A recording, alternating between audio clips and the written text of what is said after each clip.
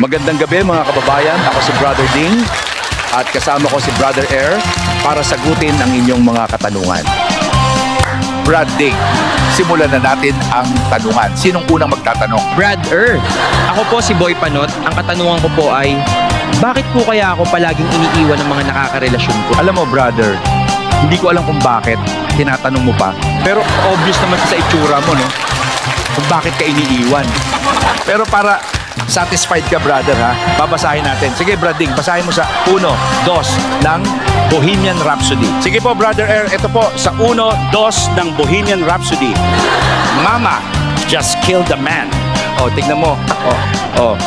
Kita mo, brother. Ganyan ang naiisip ng mga girlfriend mo tuwing nakikita nilang mukha mo. Kill the man. It's either mukha kang patay o gusto ka na nilang patayin. Kaya ka nila iniiwan agad para di sila makagawa ng krimen.